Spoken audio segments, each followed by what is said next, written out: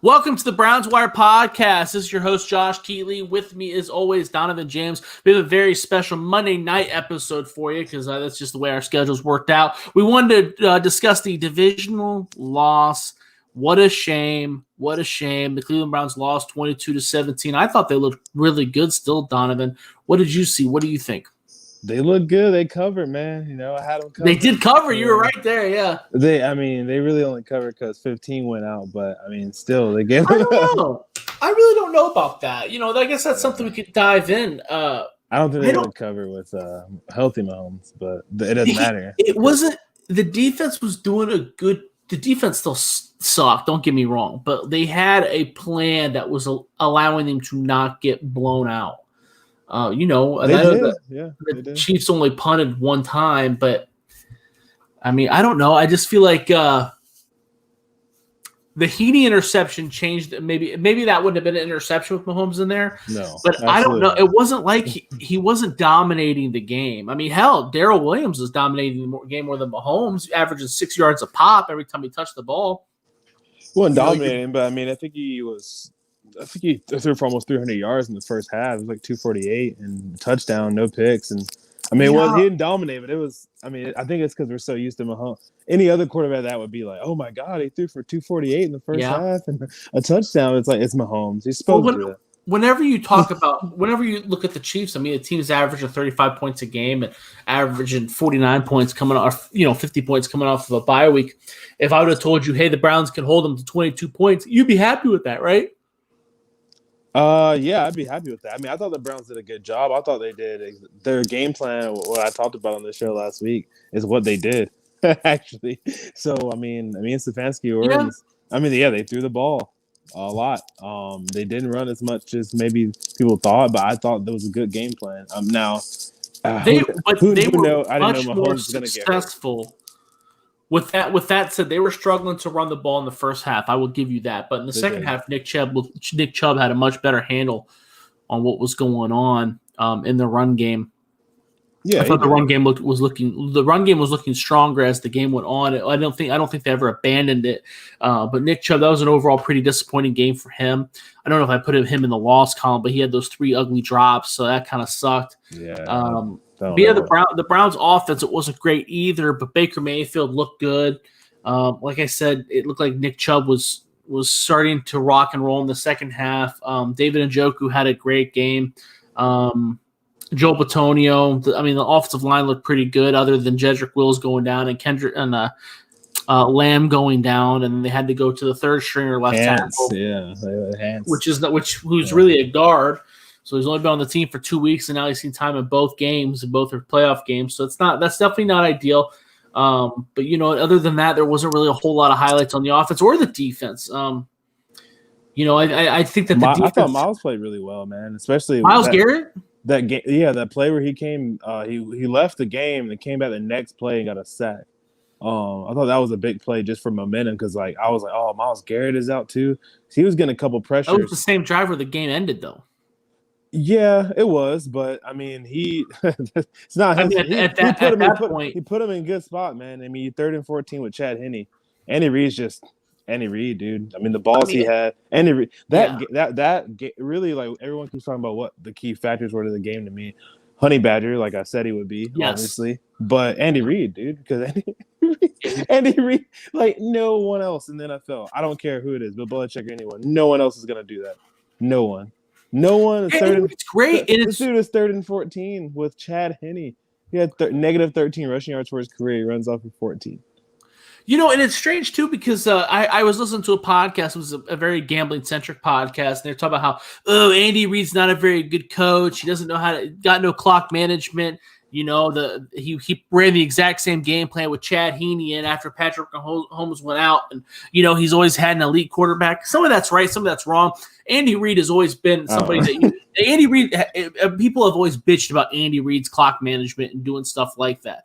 But so what? I feel like every week we sit down and we talk about 5 coaches who suck at time management. You know what I mean? Kevin Stefanski threw down a challenge flag in the most idiotic time. We talked about Mike Tomlin's bad clock management. I mean, you can nitpick these guys all you want, but to talk about Andy Reid like he's always had an elite quarterback, to me, I think that's just asinine. Yes, when he started out with the Eagles, he had Donovan McNabb, and Donovan McNabb is a great quarterback, was drafted, number 3 overall out of Syracuse, right after Tim Couch and Akili Smith. Great quarterback, went to 5 NFC Championship games. But remember, he was hurt those 2 years where the Eagles still went pretty deep in the playoffs. I wrote down Coy Detmer. Coy Detmer was not a good quarterback, and they went all the way to the NFC Championship game in 2002 with Coy Detmer. Yeah, right. Jeff Garcia. This was after Jeff Garcia's prime, when I think we both can agree he was not very good.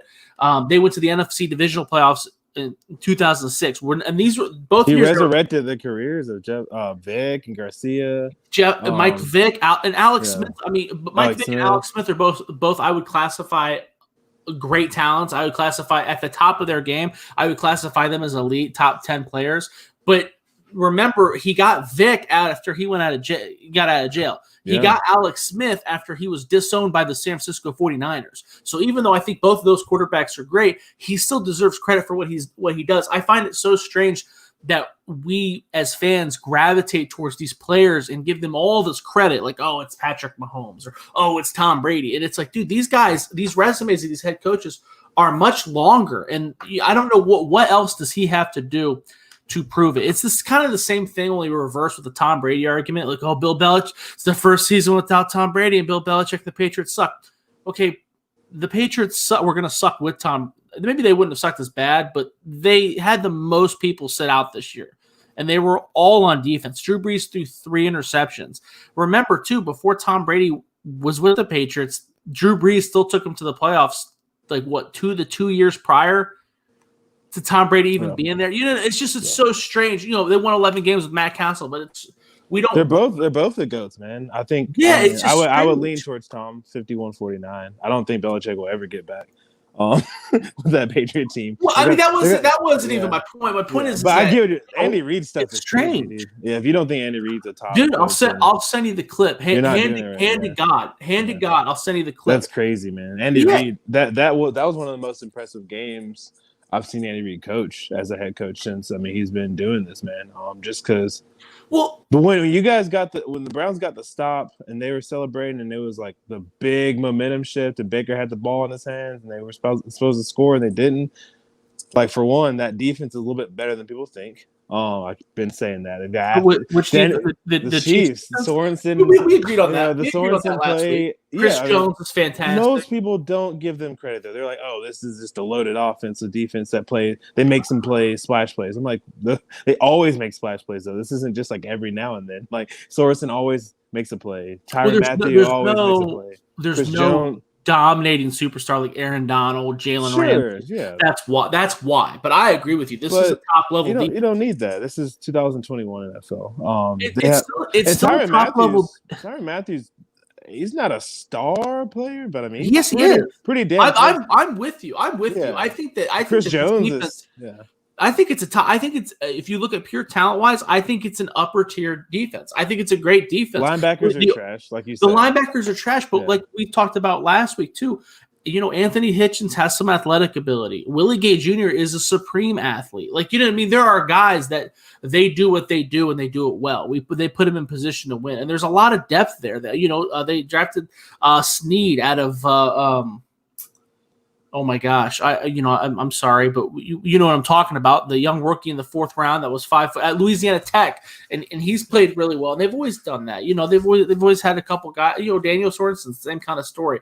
They're just very complete defense, and there seems like there's a lot, somewhat other than linebacker. There's a lot of depth there. So it's weird that they're getting shit on. And the Andy Reid thing was super strange too. I mean, I feel like when you win a lot, these guys have won the most games, I think, over the past 3 years. Like, when you win that many games, people start nitpicking. It's in every sport. It's not like we're singling out the Chiefs, but people do it. It's like I feel like they want this team to not really succeed anymore, like the masses. So they just start nitpicking at things. I'm like, dude, this team is better than 2 years ago when they lost to the Patriots. They shouldn't have lost that game. They did. They lost that game.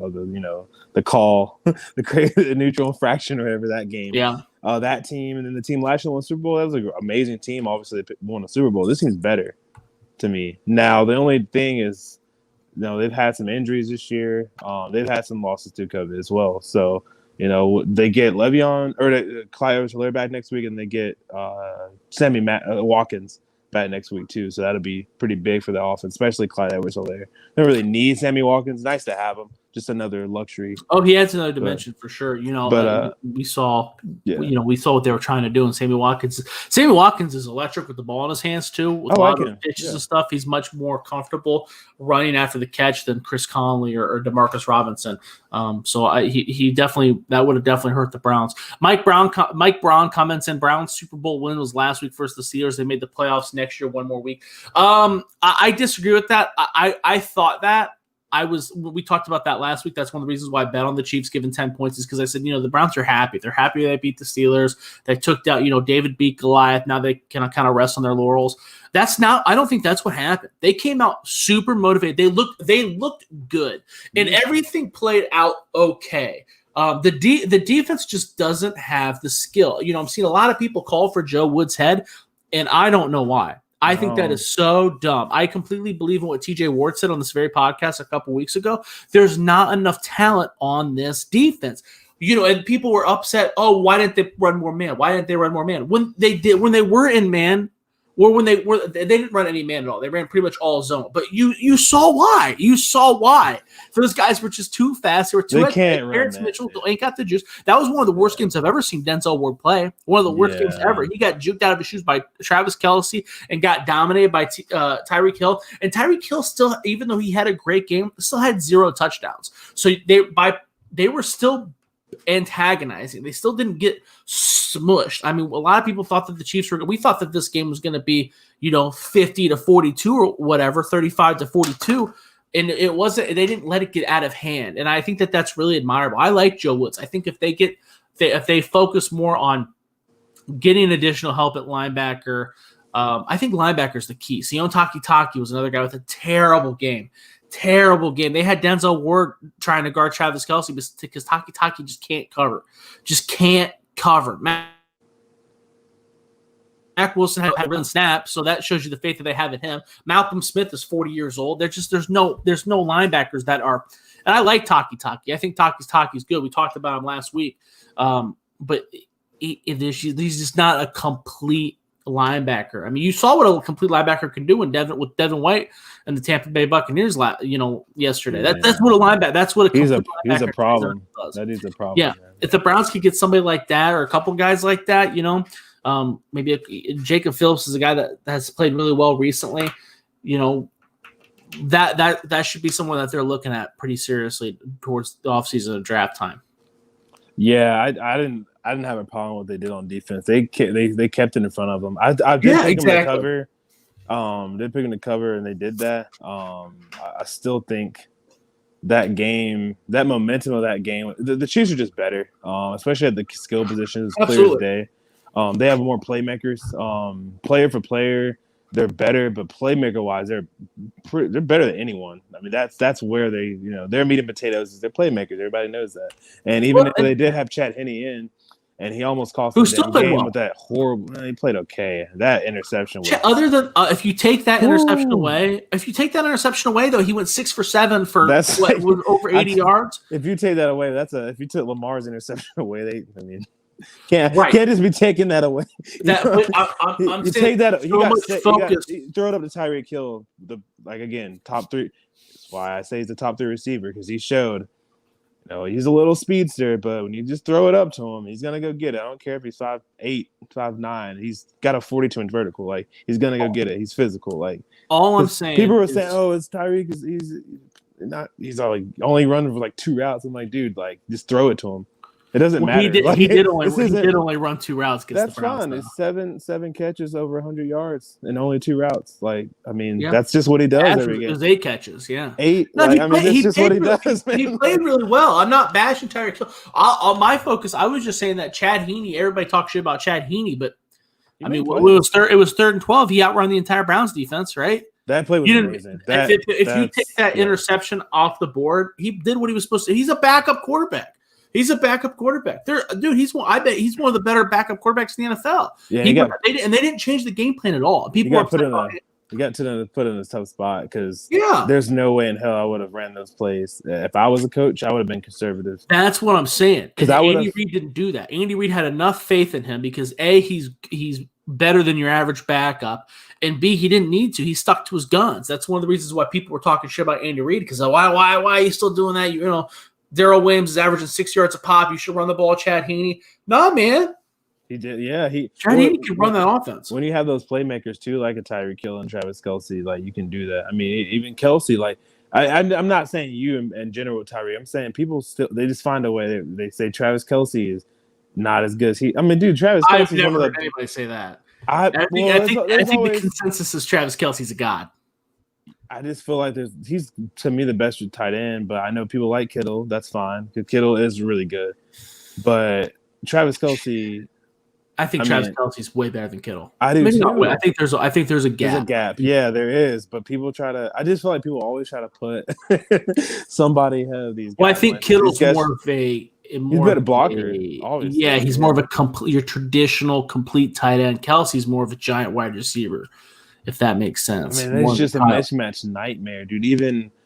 We don't know who they're. They play Buffalo. Buffalo's got some good players, and we'll get to that later. But I mean, it doesn't matter really. Like it's just too hard. Like you can't do much versus those guys. Like what are you gonna do? You just pick your poison. Like I keep comparing them to the Warriors when the Warriors had Kevin Durant, Steph Curry, and Klay Thompson. How? Like how that team won the title easily. They beat LeBron, Kevin Love, Kyrie. Like I think that was the best team of all time, maybe, besides the Jordan Bulls. But that team is just so good. They're deadly from outside, and that's how I feel about this team. But they got to have Mahomes. Like, Henne played solid, but you don't want him starting versus Buffalo because Buffalo is upgrade from the Browns. Yeah, you can say it. Yeah, I don't think anybody would argue with that. Especially the way Josh is playing right now, man. I love Josh Allen. I love Baker. He's good. He actually impressed the hell out of me. I gave him a B+ grade for that game. I know he threw the pick to Tyron, but Tyron's gonna too lovely. But he threw it. It's okay. It was okay. You never want to say, it's like it's one of those things where you never want to excuse an interception. That interception was ugly. But it was like it was getting to be time where it's like, okay, you gotta start forcing shit, if that makes sense. You know what I mean? It's more excusable to throw an interception like that than what was it? Was it against? Was it 2 weeks ago when he just threw it to the defender? Straight up. I mean, that was just excusable. And it was like on a first down. Yeah, that was just a Tyrann Mathieu play, man. Like he instinctively just came up with that one. He's just tough. He's a tough guy. He'll go one way and then pop the other way and then pick you off. And he's expecting, when Baker's thrown that too, he's expecting Jarvis Landry to fight for it a little bit more, and Jarvis Landry did not. Jarvis Landry was another Brown who had a pretty rough day. Baker Mayfield was really the only guy in that offense. Other than the offensive line played really well too. I mean, Antonio Treader, they all kept Chris Jones at bay. But Baker, other than those two and Baker, there really wasn't a whole lot of highlights there. I mean, Rashard Higgins, I know that it wasn't that play. I know that he got hit in the head and all that, but still, they teach that's been the rule forever, dude. Yeah, they can't. And that's always been this. Even when I was playing, that was once you get the first down, it's all gravy. Make sure you don't fumble. Does that make sense? It's like how did you feel? Sorry, I didn't mean to interrupt you. I just wanted to know how you feel because I was sitting with my guys watching it, and they're like, "Dude, if you're a Browns fan right now or in Cleveland, your heart's just." There's something happened in the '90s. I can't think of what the play was. Yeah, was it that bad? Or that play, the Higgins play? Worse because the Browns were actually good back. It was worse because that Browns team probably could have won the Super Bowl. Oh, so you're saying that was worse than this? Hell yeah. Because I saw people on talk shows this morning comparing it, and I'm not. I mean, it's the same thing. The guys fumbled at the 1 yard line, so I can see the comparison. But that Browns team in the '90s was good. I mean, this Browns team really I think obviously Buffalo would have been favorite next week, but they could have beat Buffalo and Buffalo. I mean, really, they could have. I really feel like I was heartbroken, dude. Yesterday, honestly, a little bit because the Browns should have won that game to me. I know that they had a good season, they overachieved, but I really when the Browns got that stop, I was like, it's over. It's done. And when you guys were 3rd and 14, I was like, all right, well, here we go. They're gonna get that stop, or 4th down, they're gonna get the stop, and they never got that stop. I really wanted to see Baker get the ball back, man. I really thought he would have driven down the field and scored, and they would have needed a 2-point conversion, I think, if I'm not mistaken. That would have been cool to see Baker in crunch time in the playoffs. But me, is what it is. I'm still happy with it. I really am. Yeah, I know you're a lot more optimistic and happy about, not happy, but optimistic. Yeah, about some people are like sad, dude. Like, I know. Well, and I've seen some pretty aggressive things on Twitter about hey, this should have happened, or this. It's like I don't really know what you're seeing. This was literally the best case scenario. The best player on the former NFL MVP, Super Bowl MVP of last year, was hurt, and this is still what you got. Like, you know what I mean? It was a very close game. I know Rashard Higgins, that fumble and that rule sucks, but A, it's been the rule forever. B, he shouldn't have fumbled the ball. It does suck. That was a help. He did lead with his crown, and that's against the rule 100%. I'm not justifying that. I'm more upset about that. I'm more upset that didn't get called, if that makes sense. Because you can't do that. And that's for the safety of Daniel Sorensen and Rashard Higgins. You can't lead with your head. You can't lead with your crown of your helmet like that. Well, I mean, it's not Goldberg or the WCW. You know what I mean? But I don't think it would have ended up any differently, even if they would have called. I think that the Chiefs would have found a way to win. I feel like they had a game plan and it worked just enough. I'm happy that we didn't get smashed. It ain't like Kevin Stefanski called a perfect game either. For as much everybody wants to give Joe Woods a bunch of shit, but that challenge play against it was stupid. Tyreek Hill got up immediately and started clapping and high-fiving because he knew that was just a waste of time. I was like, what are you – and then they missed the other one, and then they didn't go for 2, which was kind of a little baffling because, I know. That's a spot right there. And he's an analytic guy. Most of those guys will go for 2, and especially – that just made sense right there. I know. It was super weird. It was super weird. We talked about him making weird decisions like that. Yeah, I like the game plan he had. Like some of the in-game decisions that comes with time. I mean, he's young, man. This guy they were great. Everybody played. Everybody played as well as played better than I expected. Everybody played better than I expected. That's what, and I'm shocked that other people don't see it the same way. We don't have a burner wide receiver to burn down a defense. Our number 1, number 2 left tackles were both hurt, and our number 3 left tackle was inactive. You know what I mean? A guard who we just signed 2 weeks ago had to fill in. I feel like they did all right. Nick Chubb, our all-pro running back, dropped 3 really easy passes. I mean, shit happens, and they still only got beat by 5 points. I don't understand how you could be more upset to that. We just talked about Tyreek Hill having those passes that were pretty momentum shifting. He didn't score a touchdown. I feel like that's a moral victory. I feel like there's a lot of positives to take away from this game. Yeah, that's still a win. As much as I love and rant and rave about Tyreek, he didn't score a touchdown, and they did a good job at the red zone. That's a big deal because that's kind of how you can beat this team is let them get in the red zone. And then let him score from there because, if you're letting him score 30, 40-yard touchdowns, which I thought Tyreek Hill would get one of those big ones where he's just blows by the defense and gets like a 30, 40-yard touchdown. He didn't. You know what I mean? He's the big play guy over 20 yards. That's how they score and make their money. Just like I compared again to 3-pointers. Make those damn players score 2s and free throws. And that's what they did in a football sense. They made them walk it down to the red zone. Saw a lot of Ryan Suckup. Right, the kicker, or no? Is that the Chiefs? Harrison Butker. Excuse me. Ryan Suckup was a Tampa Bay kicker who did well in the NFC Championship game. But Harrison Butker, he kind of was sketchy. Like he made a couple field goals, but he missed the extra point and missed another. Yeah, that doesn't happen either. He's a good kicker. He's a top 10 kicker. Yeah, he's one of the top 10 kickers. And they were home too. I mean, so that moment you could hear the momentum in the crowd. And I just felt like that gasp of air. When Mahomes kind of stumbled, I was like, dude, he's done. He looked rough. There's no way he's coming back in. And and shout out to Mac, man. Mac Wilson, he kind of tweeted out some stuff earlier. He's not. That wasn't dirty. That just wasn't dirty at all. I was surprised. No. I watched it on replay. Even my fiance, who doesn't watch football, but she knows a little bit. She's seen guys get hurt, and she was even like, "Why? What happened? Why is he all messed up?" was a nerve damage more, or like a pinch nerve. It was the way he landed and the twist. You could see it was because his body was twisted in an unpleasant manner. That's more about what it was. But the Rashard Higgins hit was way more violent. That was dirty D, man. Daniels, dirty D. Yeah, that's what they call him. He's not a dirty player. Dirty D. But no, Patrick, talked to Mac, and they text each other, and they're good. Yeah, I didn't think it was dirty at all. Yeah, it wasn't dirty. That game was so physical, though. Like, it really was. Like, to me, like I really thought, because people were giving Joe Woods hell. You said I haven't heard that. I'm not listening to Ohio radio because I'm not there, but he called a great game, and they were physical, man. They just don't have the guys. Like Miles, I thought Miles played pretty solid, especially towards the end. He was it's weird that you're saying that. You're giving Miles Garrett a lot of props. I don't think he played terribly, but man, he didn't really. Him and Adrian Claiborne, they both had. Claiborne made a play. Yeah, Claiborne destroyed that screen, and that was the critical time. I thought that was cool, but even the Garrett sack, that was pretty inconsequential. You know what I mean? I thought he was getting pressures.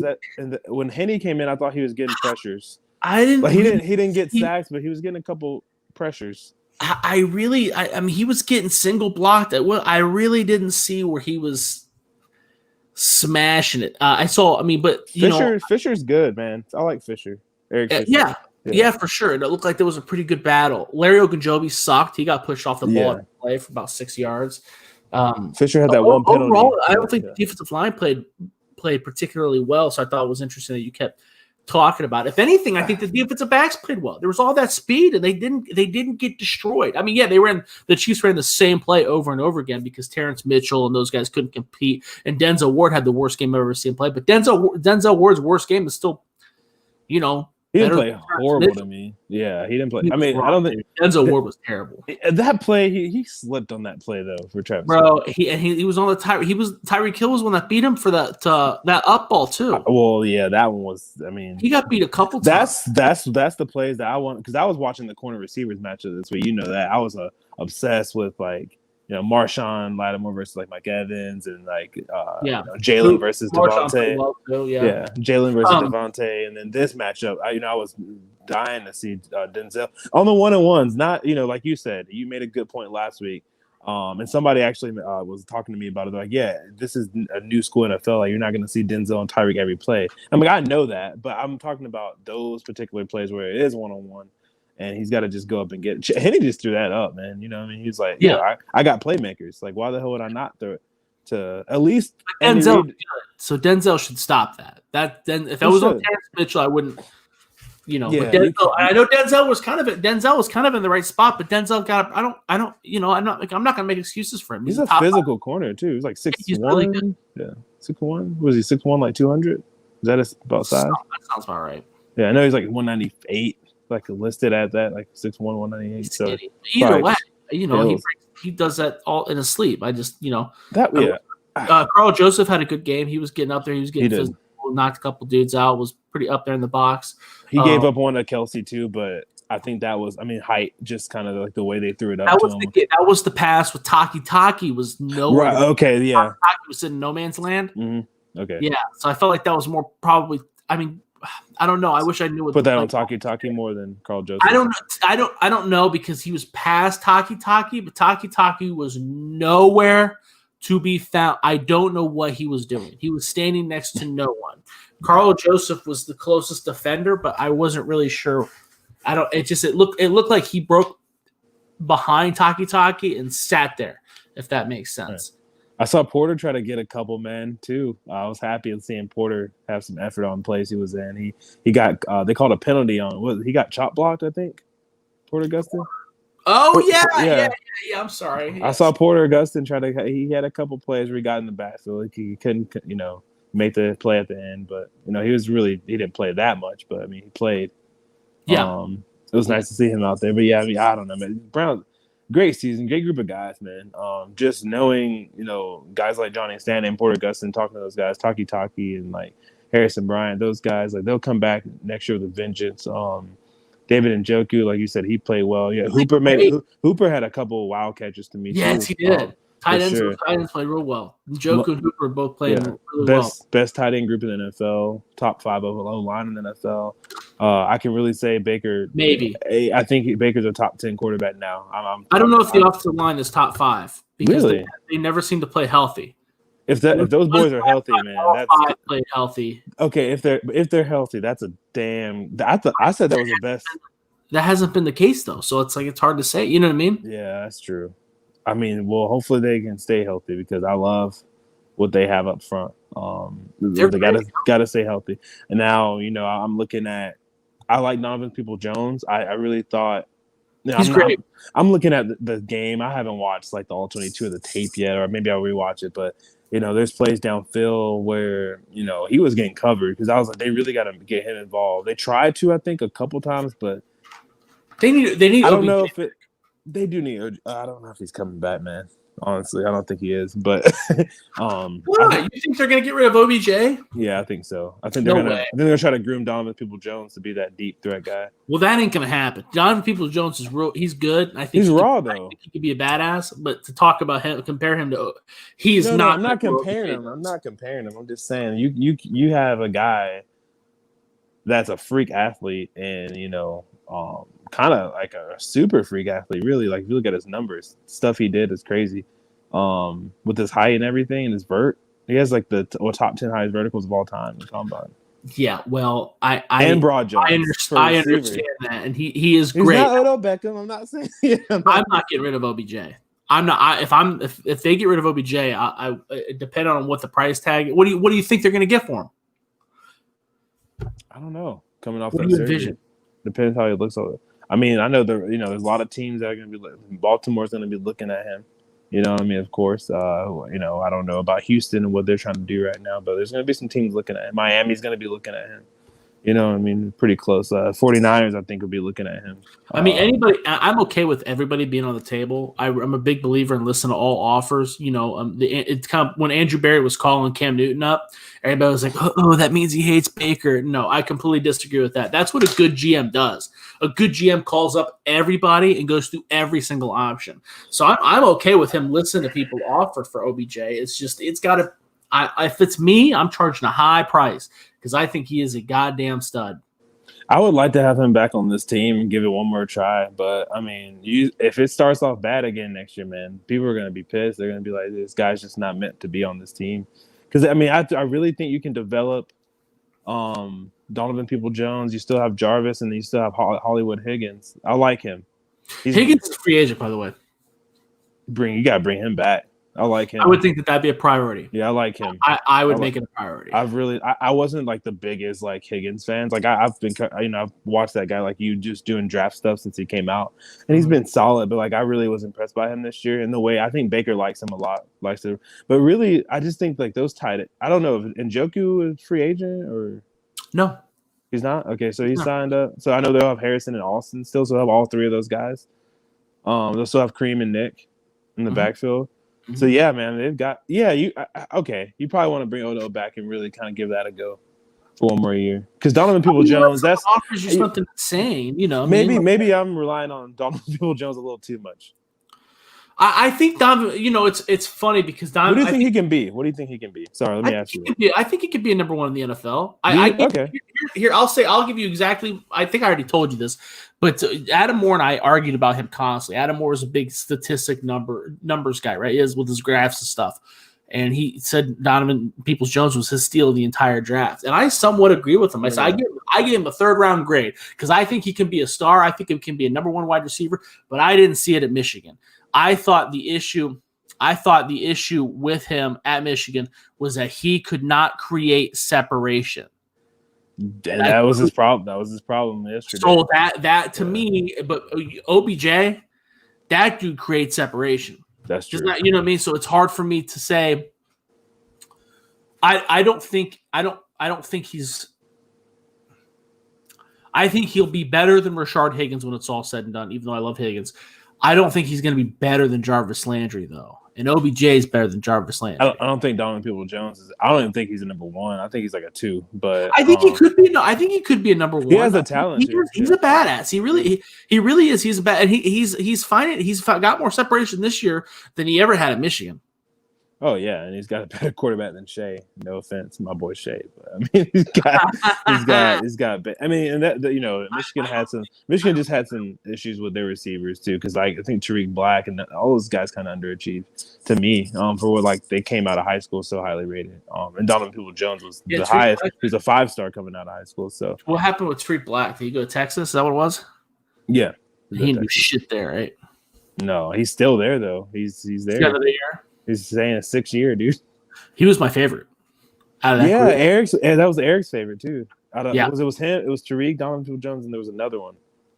I have to look up later, but yeah, that was Eric's favorite because he liked the way he ran, like kind of like the running back, a little bit like low. He was bigger too, more muscular than those guys. Yeah, Donovan Peoples-Jones is like kind of lanky guy, but yeah, I mean, I'm looking forward to that team. Like I said, I think the offense is fine. What you do with Odell Beckham is big, obviously, but the offense is fine. I don't think like I said, I think the OBJ. I think he stays, man. I'd give it one more year. I would give it one more year. Look at offers. I think that the bigger offseason concern would be what do you do with Olivier Vernon? Because Olivier Vernon had games where he was flat out, straight up better than Myles Garrett. Olivier Vernon was an absolute freak, and we needed him a couple games. And his contract's up, and he's going to want. He's asking for a lot. I don't know what it is. I'm not the salary cap guy. We need to find someone who's good at the salary cap numbers and bring them on because I don't know what his expectations are going to be. I just know that he is a very competent pass rusher, and below average pass rushers go to free agency and they make a buttload of cash. So and I don't know what the Browns are going to want to pay him because they're also going to want to go to the youth route. I would think. I don't know. I don't know. That's the biggest storyline to me because he was good. He was damn good. And it would suck to have that as a strength and go to because right now it's a strength. Right now you got a good nucleus: Myles Garrett, Olivier Vernon, Porter Gustin, Adrian Claiborne. All those guys are those top 3 guys, very good. The Porter Gustin, very okay guy to come off the bench. And you can get another guy off the bench in the 4th round. Let's say.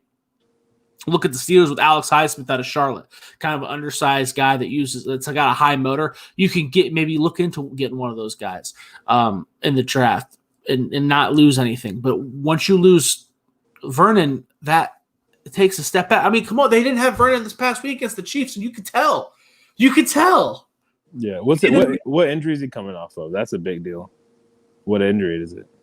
Is it ACL, Achilles? I don't know. I thought it was Achilles because he's gonna lose a little bit of money, not too much, but he'll lose a little bit with coming off an Achilles. That's not an injury that's easy. And Odell, I mean, his value is dropped. He's coming off. He's had 2 big injuries now. You know what I mean? But it's Odell. Odell looks like he's almost fully back already, and it's not even time yet. So I think Odell will be fine. This will probably be his last hurrah though, because I mean, if he gets hurt like that again.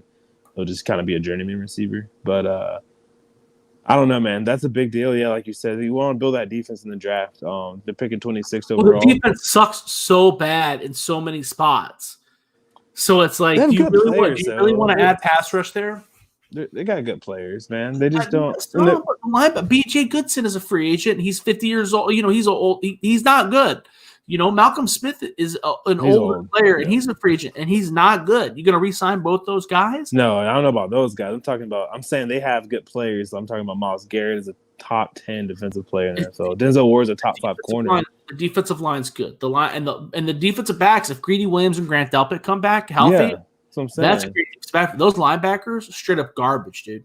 That's where they got to go, Definitely. They're inconsistent and they're young. I mean, there's some of them that I think Sion Takitaki can turn into a playmaker, and he's got games that's good. I think Matt Wilson can be turned into a playmaker. He looked damn good this past week, but he played 10 snaps. You know what I mean? They are using him less and less. Jacob Phillips. I think that he has the juice to be a badass. But dude, we need someone to step in and be a badass now. That'll really take this defense to the next level. They really need to invest in linebacker. Yeah, they do. Maybe they need to get a vet, to come in. I don't know who's out there free agency wise. It wouldn't be a bad idea, It might be nice to have a veteran guy because those guys are young, man. That's a young defense. And the guys you just named, I mean, those guys they're just not developed yet. It's not like they're not good. Like, especially one of those guys is bound to be a playmaker. I think Takitaki would be the safest bet. I think Phillips has the highest ceiling. but Tioni Taki probably be the safest bet. I like Grant Delpit a lot. He's so and Greedy, he's solid. I like him, but I don't at the same time. That's kind of how I feel about him. Greedy's a badass. He's great. He's got to be healthy. Greedy is hurt a lot though. Yeah, that's what I'm saying, man. You don't want the guy on the bench the whole time. But I run that back from the Browns. Really, you want to bring that same core back, and obviously you got your draft picks and see what you're doing. Like I said, the cap, that's a totally different thing. I don't even know who y'all GM is, so I don't know. Andrew Berry. Okay, Andrew Berry. Okay, I don't know how he operates really. Like you'd have to tell me that more so. He's definitely a more analytical guy. That's what I figured. He's not going to draft anybody that's too old. He's probably not going to draft anybody that's too small. He's gonna take someone who's got the size, like Donovan Peoples-Jones. That's an analytical guy, yeah, for sure. Jacob Phillips, yeah. Grant Delpit's been good on the field too, but he's a big guy. Yeah, Grant Delpit, that's different because Grant Delpit is great, but like Jacob Phillips is the perfect example because Jacob Phillips he had a pretty disappointing career at LSU. Yeah, same with Donovan Peoples-Jones, like you said. He checks all I would blame.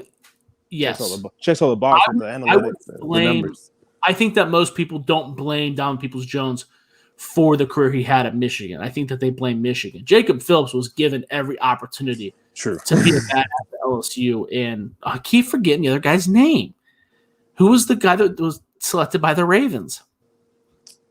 That was at LSU? Yeah, the linebacker that ended up being the stud for them. Oh, man.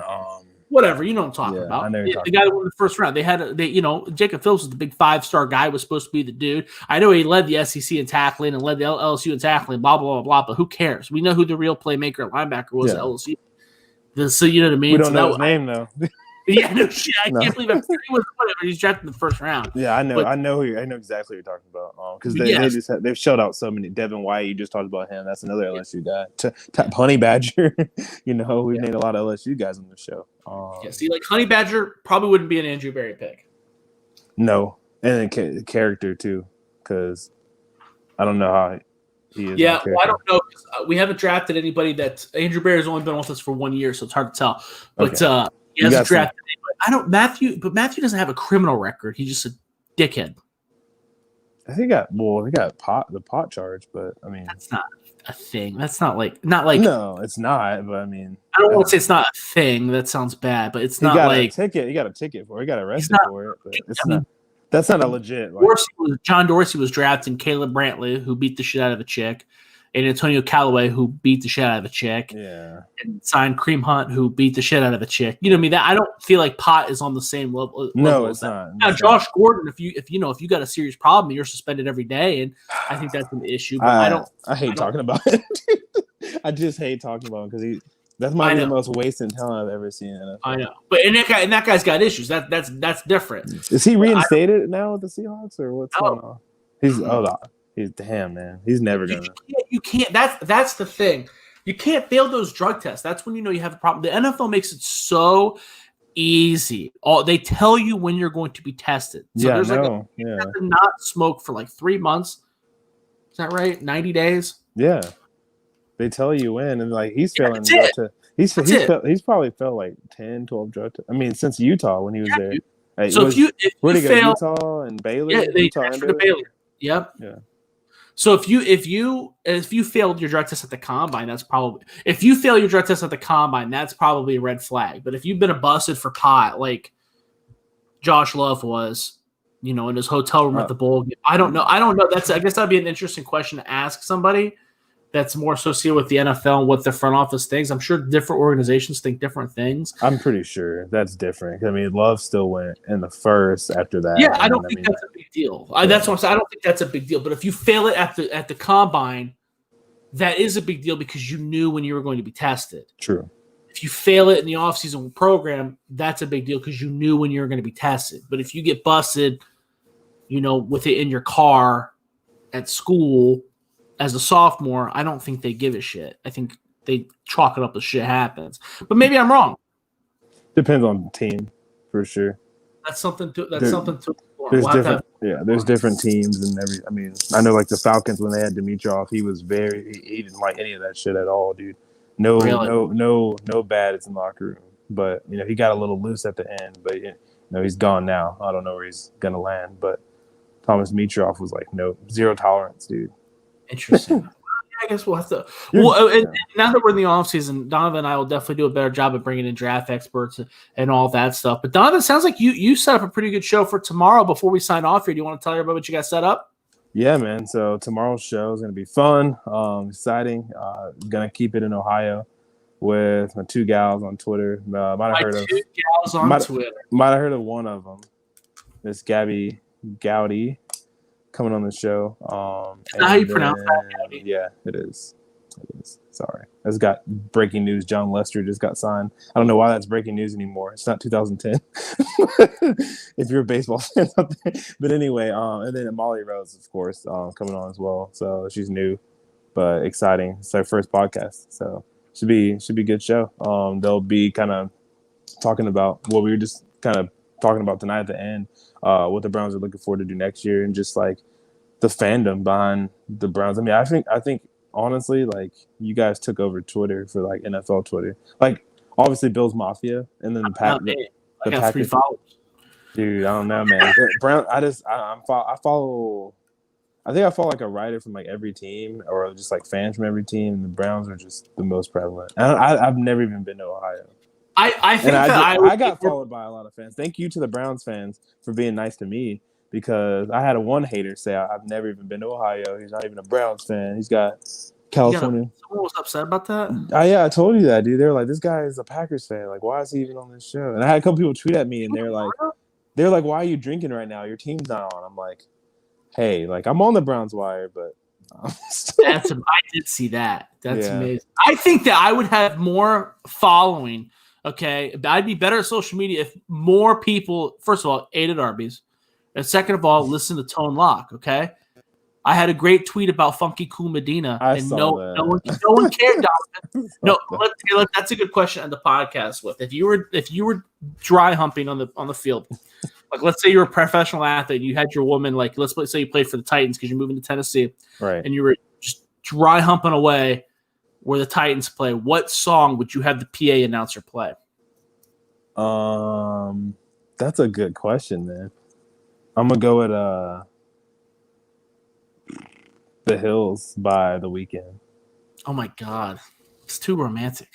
But it's got like a beat to it though. Like, it's not slow. It's like, it's a romantic song, but it's got like a hip hop beat to it. Really. I would say, so I stand by Funky Cool Medina, maybe the Chili Peppers, because you can grind and hump to the beat of the bass line. The Chili Peppers. Little flea action. Yes. So Danny California just grinding away. Okay. If you had to have the movie on the scoreboard, what would it be? So you're dry humping on the field with your girl. What movie you have? I'm gonna be really generic, dude. Right here. You're gonna have some sparks. Yeah, I'm gonna say The Notebook, dog. Oh, dude, come on! You're already dry humping. You don't need anything else to get you there. The correct answer is Encino Man. Encino Man. That's such a random movie, dude. Dude, that's how I want to die, dude. I want to be dry humping I'm trying to be romantic, dude. I got like. You're too much romantic. You're too much romantic. We need to put this on as a Twitter poll. This is funny. We do need to put that. Yeah. I didn't write this down. I put The Hills and what did I say? Oh, the Notebook, bro. The Notebook. Or Forrest Gump, maybe. I don't know. Like, it's a long movie. No, you can't play Forrest Gump because Jenny dies of AIDS. It's not sexy. You're going to the opposite. It's like a 2.5-hour movie, dude. Like, you're driving 2.5 hours. You're not having sex. You're not allowed to have sex because it's a public place. It's just dry humping. I'm just dry humping? Well, you can't have sex. I don't think. I mean, even Drew Brees isn't allowed to have sex in the. Well, this is your random fantasy world that you made. Well, it's a fantasy world. But I'm 1,000% sure if Patrick Mahomes wanted to, like, he could be like, hey, I'm gonna take my girl on a date. Can you play Encino Man on the scoreboard? why I have a picnic, and then he could drive up. But they're not going to bang. That's not cool. Drew Lock dates the owner of the Chiefs' daughter, so could he have pull first though? For sure. Yeah, for sure. I forgot about that, dude. I didn't know you Gracie Hunt. Yeah, he dates Gracie Hunt. You put on Facebook. I didn't know Arthur Smith, who's the new Atlanta Falcons head coach, which by the way I thought was a great hire. I didn't know he was the son of the owner of FedEx. Yeah, dude, Frederick Smith, worth $5.6 billion. And I also didn't know that Arthur Smith's first NFL job was with the team his daddy owned. Yeah, it was. And then he went to Memphis, which is like FedEx Field. And then the Grizzlies. If you ever been to a Grizzly game, it's FedEx Forum. You know how bad that bugs me out? You know my biggest pet peeve is nepotism. I hate you do hate that a lot. Dude, I hate Jack Collinsworth. I hate you like Kyle Shanahan so much though. He's so good. That's different. That's different. I think nepotism. I think nepotism is bad, but sometimes there are. I mean, not every single person that rides their daddy's coattails is a piece of shit. You know what I mean? Yeah, Bill Belichick's dad was a coach too. You know what I mean? That's how he got his foot up. I don't think that you know what I mean? Not every person that's like that sucks, but I think that is a prevailing issue in the NFL that no one wants to know. What was it, like 5 people on Pete Carroll's staff in Seattle all have his last name or some shit like that? Like, I think that Brendan's been on staff with him forever. Like pretty much wherever Pete goes, because Brendan was on USC staff when we were really good. I think tight end coach. I think I think that isn't that's a little heavy, right? That don't you think that's clearly an issue? Ohio State did the same thing. I mean, their offensive coordinator, their quarterbacks coach was Ryan Day, whose previous job was a quarterbacks coach in the NFL. Okay. Clearly that guy's resume checks out. After Ryan Day took over as offensive coordinator, the new quarterbacks coach was Urban Meyer's daughter's husband, whose former job was the GA at Georgia Tech. Okay, that's not the same thing. You're changing.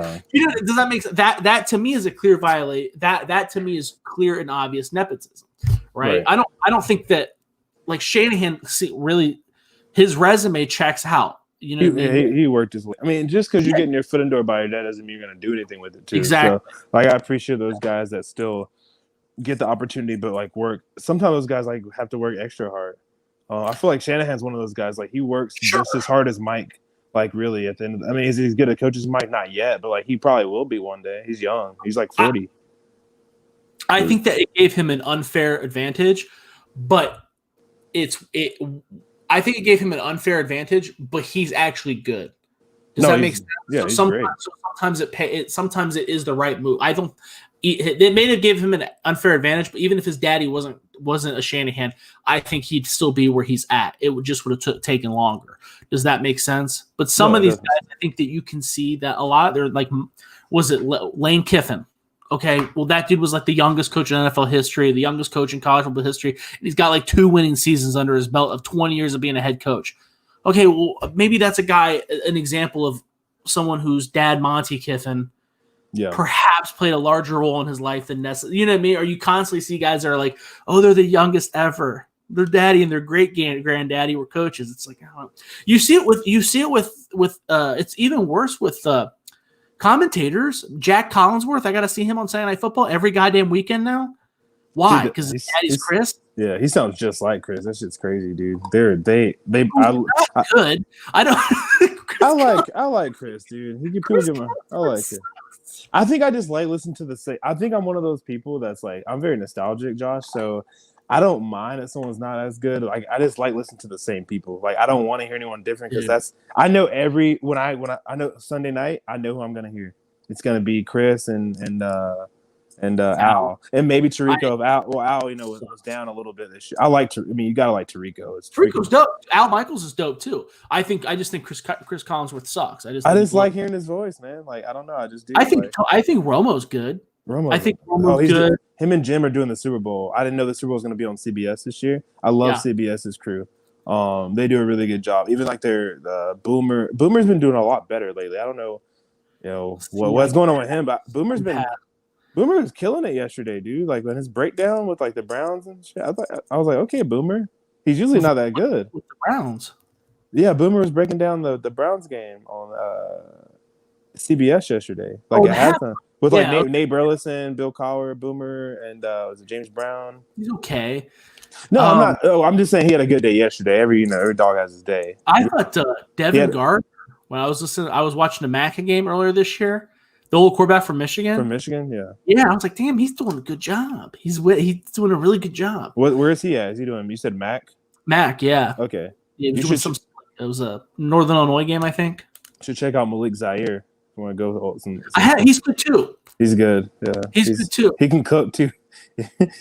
He's really good chef. Yeah. Well, I haven't tasted his food, but it looks good. All the stuff he posts online. But yeah, I mean, I like. I'm liking that Jim Nantz and Romo are doing the Super Bowl. That's going to be great to hear. Good. Romo had a rough day yesterday. Everybody's giving him a hard time yesterday because he predicted a couple plays and they were completely utterly wrong. But dude, I mean, he's like 95% right.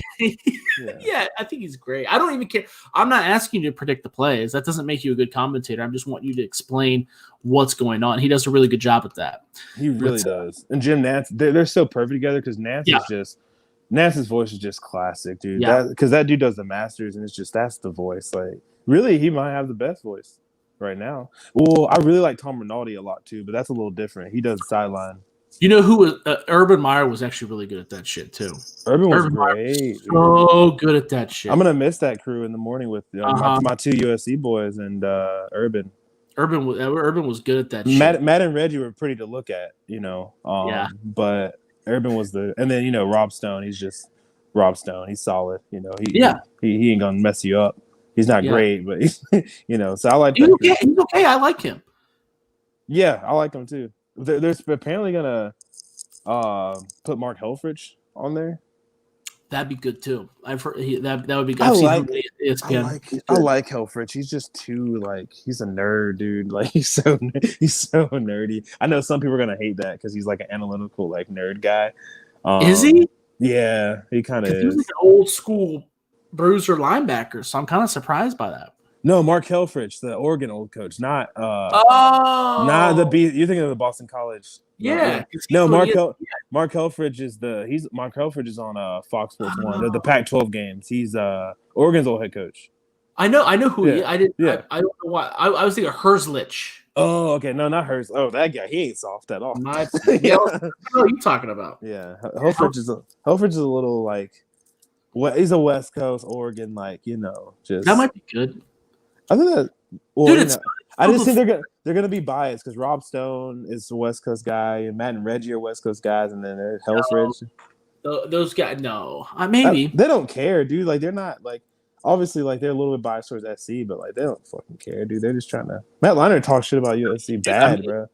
Have you watched any games on the SEC network this year? I watched Tennessee Vanderbilt. Oh my god, dude. I ain't watching Tennessee Vanderbilt. I watched some games on the SEC Network. What the hell are you watching that for? You and I were betting against that. Maybe it was Tennessee and somebody. Nah, I'm just giving you a hard time. Oh my god, Tim Tebow's terrible. Bless his heart. He's such a nice guy. I like him on the Countdown show or the pregame show. He's good on because he's in his lane. I feel like Paul's terrible too. I think it's just those guys. Anytime I like Dave. You don't like Dave? No, he sucks. He's funny, dude. He's funny though. He's the only funny one on the show, besides Lee, because he's fucking Lee Corso, dude. But yeah, we're getting into a different conversation as to why he's funny. Oh yeah, Lee's just a freaking mess, dude. But he said, I want to go out doing this. I'm not gonna ever stop until they kick me off, and they haven't yet. And I love it. Kick him off. No, man. He curses on live television. I don't even watch College Game Day anymore, dude. Desmond Howard, bro. I don't think that guy can read, man. Desmond Howard's terrible. You just don't like because he's a Michigan fan, dude. No, I don't give a shit. I just think David Gardner was good. Kirk's the best, bro. Kirk and Chris are the best in college football. They're if I had the Don James network and I had to pick two college football guys, those would be the first two I'd call. I think that unless Uncle Vern comes back from CBS, because Uncle Vern was a shit, dude. Uncle Vern. Fowler and Herbstreit did the Alabama Ohio State game, right? Yeah, they do all the major games. I couldn't. I knew it was Kirk Herbstreit. I didn't know if Chris Fowler was the other guy because his mouth was constantly on Nick Saban's cock. So I couldn't. I didn't know. I didn't know. I couldn't. Chris Fowler is a historian. of the game. All right, dude. I don't like Chris. He loves history. Chris Farley just loves history. Like he's obsessed with like he wants to have sex with Nick Saban.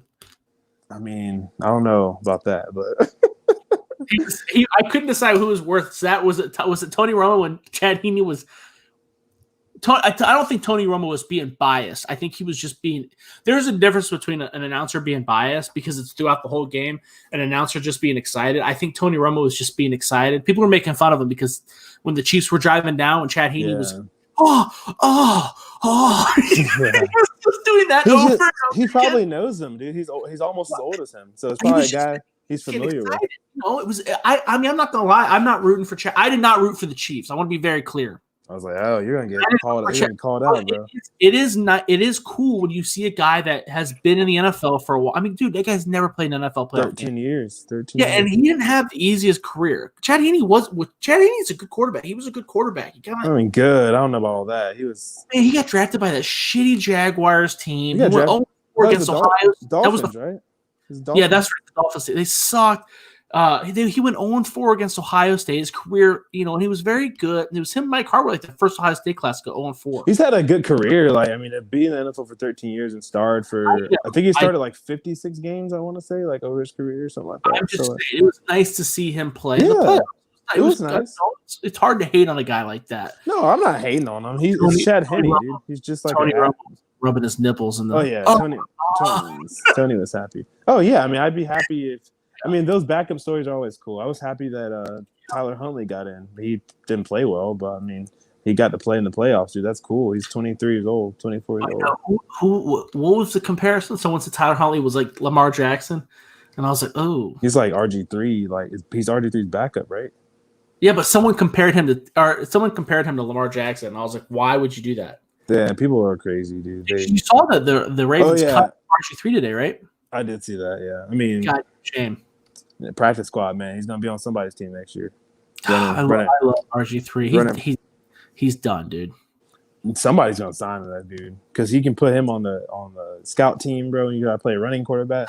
It sucks. That's what Big Cat said. I'm just stealing that from Big Cat from Barstool because he said RG3 was always gonna be in the league because he's still one of the faster quarterbacks. It just sucks that the Redskins stole his career because he was so good. He was so good. It's a Vince Young. Everybody talks about like, oh, well, no, he sucked, blah, blah, blah. No, dude, he was good. Got hurt. Yeah, people forget how good. It's just like Vince Young. People forget how good Vince Young was. When they were in that option with Chris Johnson. Oh, my God. They were so good. And then he got injured and fat, and it was just he didn't have a good work ethic. At least RG3 did. I mean, RG3 did. RG3 is kind of like D Rose, man. But it don't matter what your work ethic is like if you're hurt. Oh well, yeah, that's true. I think some of your getting hurt is your work ethic a little bit. I definitely. I don't know if you saw the Brandon Marshall Ocho Cinco argument. That shit was. Oh, about the McDonald's, dude. Yeah, but the whole thing, just because he was saying Ocho's work ethic wasn't like, bro, top anymore. And I agreed though. I was I'll defend Ocho Cinco to the death. I love Ocho, but he was wrong in that. He was wrong in that argument. He's one of the nicest dudes I've ever met. I'll never say a bad word about Ocho Cinco, bro. Darius said he's the same thing, dude. Darius has met him. He said Ocho was one of the, and Darius has met a lot of damn people, dude. But he was like, that's one of the nicest dudes. But.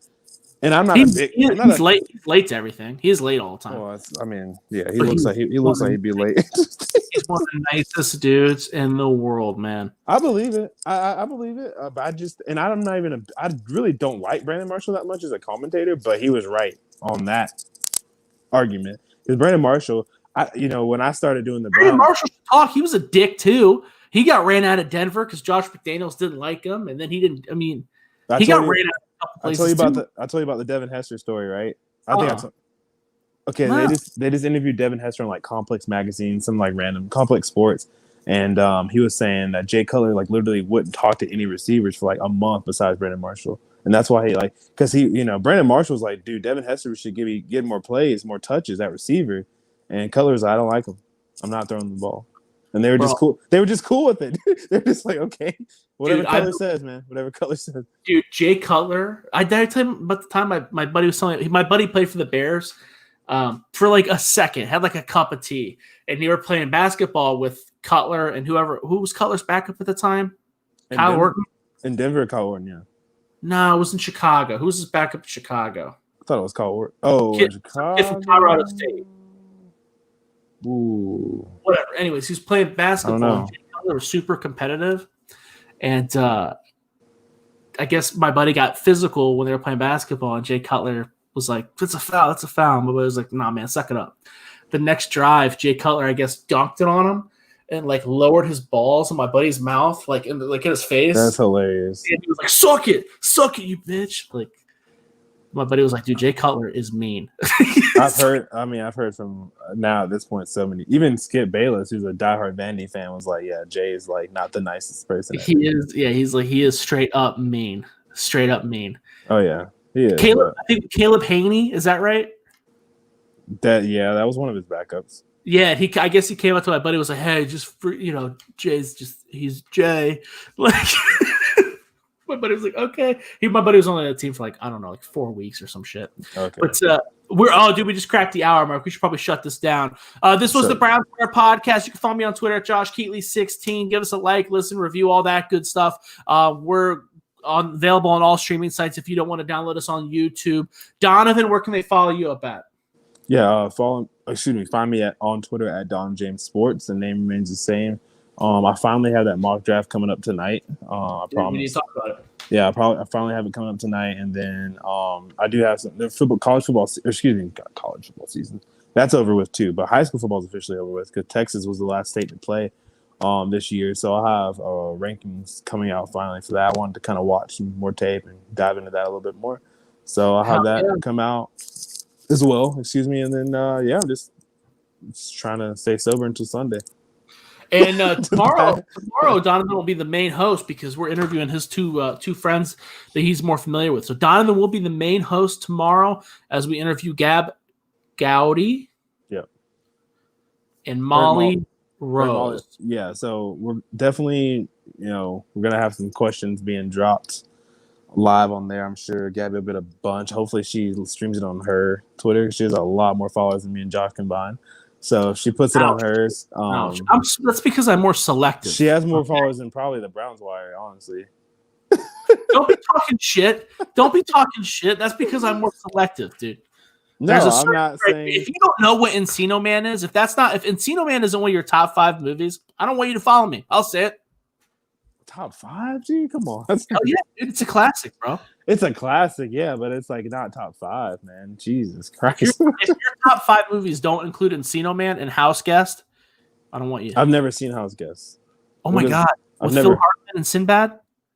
I've heard of that movie before. I've never seen it. I've been getting into Phil Hartman oddly. Like I've been watching the old SNLs, and he's one of my favorite cast members. Well, Sinbad's sick, dude. I watched it. My girlfriend was working late one night. Oh, Sinbad, yeah, he's awesome. Oh, bro, so funny. All right, we're at over an hour. We're talking about Sinbad. We're out. He must be from Ohio.